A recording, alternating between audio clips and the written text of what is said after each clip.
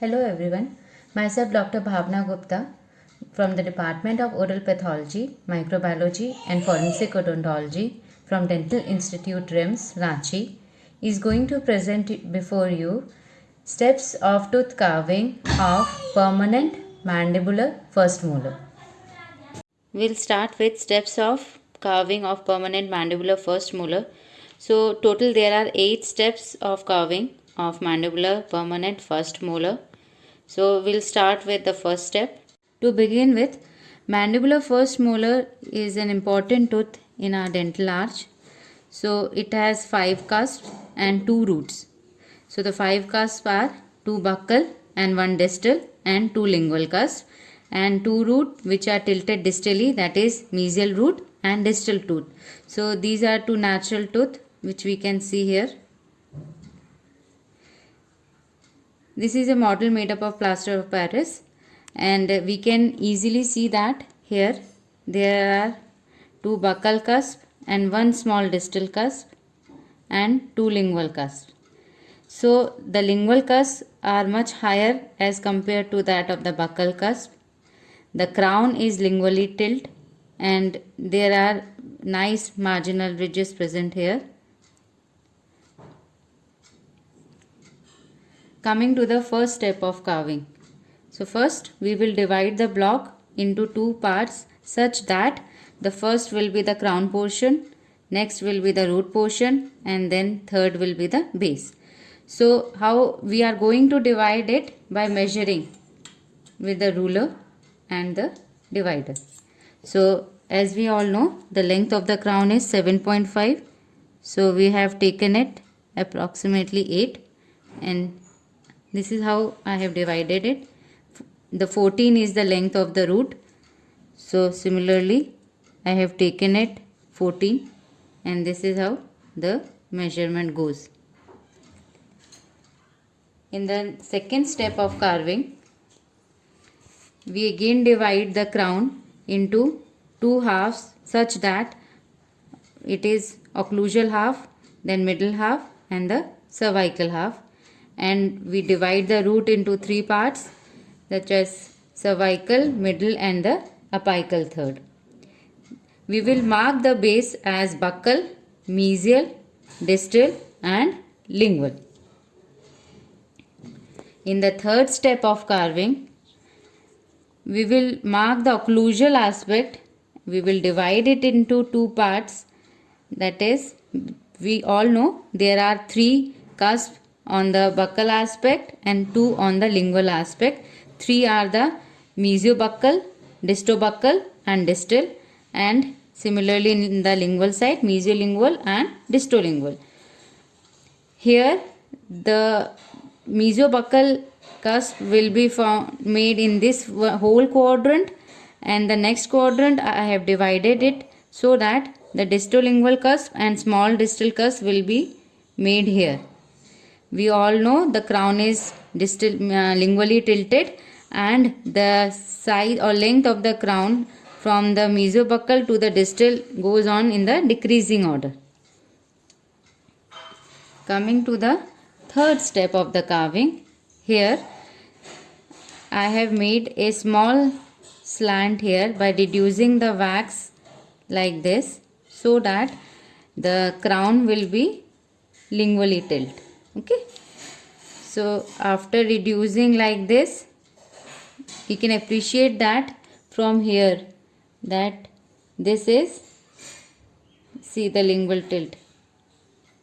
The lingual tilt can be easily seen. Okay. Then we will start making with the occlusal aspect.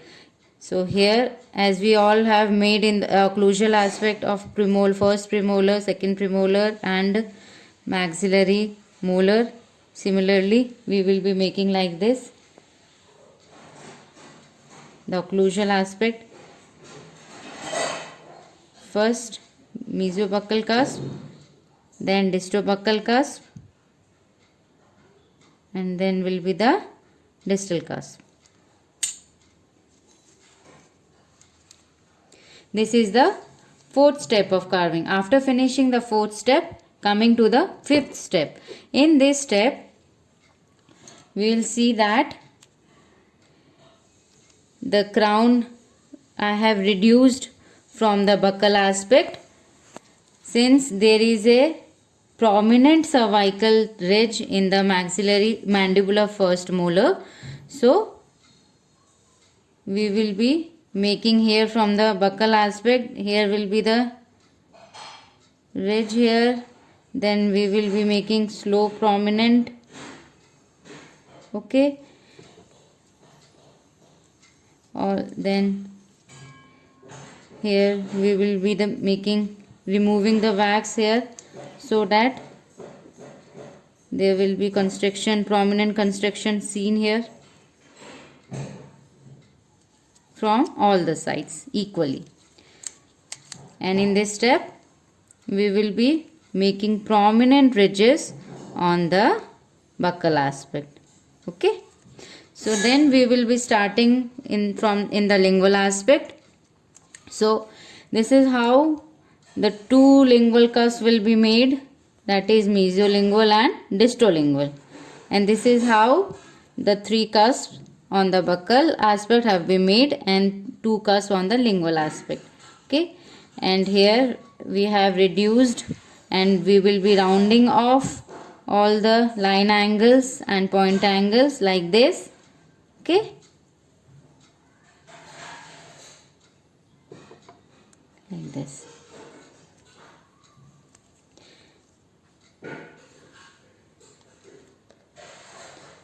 Simultaneously removing the excess of wax. So this is how the occlusal aspect appears. We have to mark all the ridges prominent, all the margins prominent, distal marginal ridge, all that prominent, removing the wax. Okay, so next will be the seventh step of carving. In this step, as we have made the occlusal aspect prominent, okay, here you can easily appreciate that the cervical construction have been made, all the ridges have been rounded off neatly. Okay, now we will be starting with the root. So see, as we all know, here we will be reducing the root from the center by leaving approximately 4 mm, that is the root trunk. So leaving the 4 mm, we have started dividing the root here like this, slowly and slowly, because the base should not be broken up, like this. So this is how we will get mesial and distal root. One root is this, and then the next root we have to round it off like this. Okay, we all know the root are distally tilted, so this is how we have to round off the root, removing the wax. Okay, so after finishing the seventh step of carving, this is how the finished tooth will appear, with all the cusp, that is the buccal cusp, mesiobuccal, distobuccal and small distal, and the lingual cusp with the mesial root and the distal root. Okay, so this is how all the steps of carving is that. In the first step, dividing the wax block. In the second step, marking it, marking the root, marking the occlusal aspect. In the third step, dividing the occlusal aspect like this, and then drawing the root, and then slightly removing the wax from the wax block. In the fourth step is slant and starting with the occlusal aspect. Constructions, starting with the constructions in the fifth. Then in the sixth step, we have made the occlusal aspect.